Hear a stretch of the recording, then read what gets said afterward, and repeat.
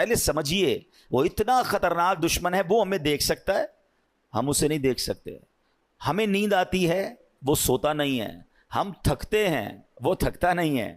ٹھیک ہے، اور اس کے بڑے خطرناک وار ہیں اور ہم بڑے مزے سے سوتے ہیں، ہمیں کوئی فکر ہی نہیں ہوتی. Try to understand. چونکہ وہ مردود ہوا ہے نا اللہ کی بارگاہ سے، وہ بھی تو پہلے سے مردود تو نہیں تھا، وہ تو جنت کا خزانچی تھا، فرشتوں کا استاد تھا.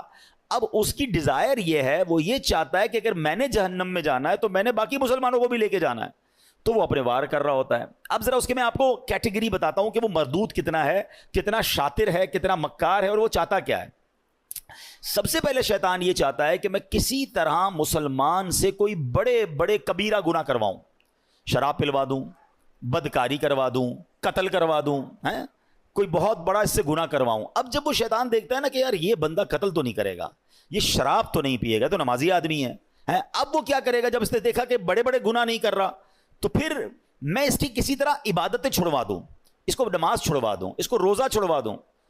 اب شیطان دیکھتا ہے نہیں، نماز بھی نہیں چھوڑ رہا ہے، نمازیں بھی پڑھ رہا ہے، روزے بھی رکھ رہا ہے، یہ مایوس نہیں ہوتا.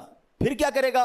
چلو کم از کم اس کی جماعت چھڑوا دوں، فرض پڑھ رہا ہے نا، جماعت سے نہ پڑھے تاکہ اس کا ثواب کم ہو جائے.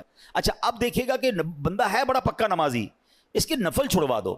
آپ دیکھیے شیطان کیا مکاری. ہم میں سے کئی ایسے ہوں گے جو پہلے نفل پڑھتے تھے اب نہیں پڑھتے، یا نفل ہی ہے نا. پھر کہے گا یار اس کی سنت موقدہ چھڑواؤ. دوسرا وار کیا ہوگا؟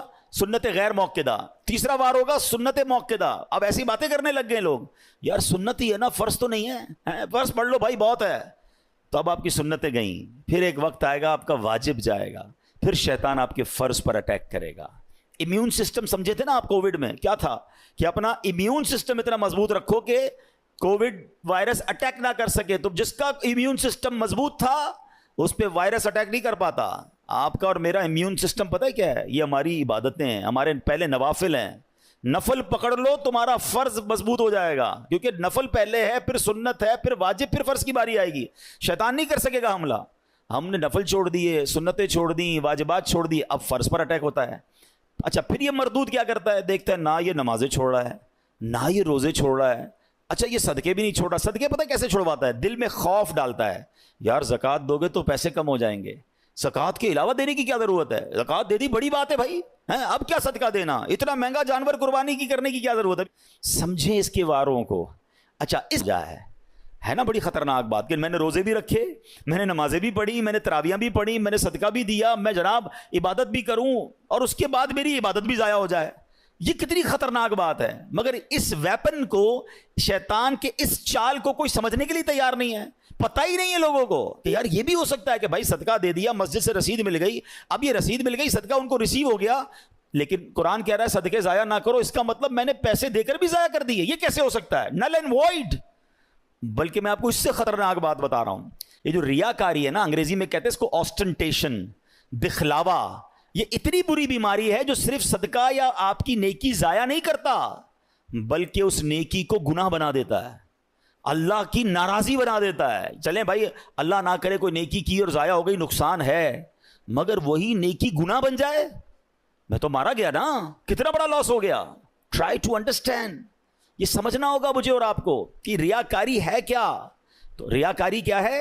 حدیث پاک میں آتا ہے، نبی پاک علیہ الصلوۃ والسلام نے فرمایا، مجھے تم پر سب سے زیادہ شرک اصغر، چھوٹا شرک، وہ کیا ہے؟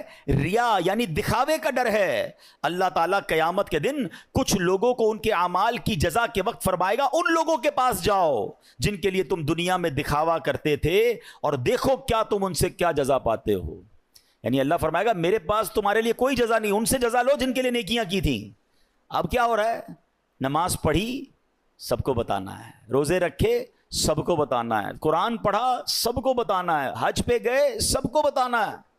وہ نیکیاں جو نارملی انسان اکیلے میں کرتا ہے مگر وہ بھی بتانی ہے. وہ پہلے سنتے تھے نا نیکی کر دریا میں ڈال، اب نیکی کر فیس بک پہ ڈال، نیکی کر سوشل میڈیا پہ ڈال. ابھی پچھلے دنوں سیلاب آیا تھا تو کووڈ کے معاملات آئے تھے، کئی لوگ ماشاءاللہ صدقہ خیرات دینے گئے، اچھی بات ہے، یہ بڑی نیکی ہے.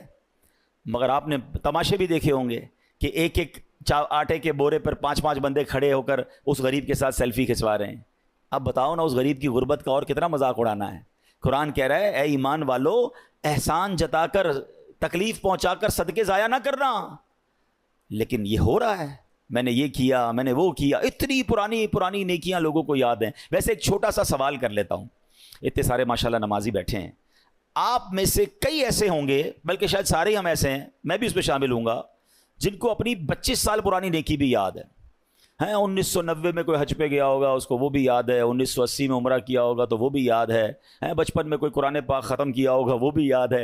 یعنی عام ہمیں تو تجربہ ہے نا، ہم تو لوگوں سے ملتے ہیں، ہمارا تو حال یہ ہے کہ ہم کبھی کسی سے ملنے جائیں نا، حضرت کیسے ہیں، طبیعت کیسی ہے، بس اللہ کا بڑا شکر ہے، اللہ نے بڑا کرم کیا ہے۔ میں 1995 پہ حج پہ بھی گیا تھا تو 2000 میں بھی حج کی سعادت ملی، اور 2015 سے تو ہر سال عمرے پہ جا رہا ہوں، اللہ نے بڑا کرم کیا ہے، رجب شعبان رمضان کے ہم روزے بھی رکھتے ہیں، الحمدللہ تہجد کی بھی عادت ہے۔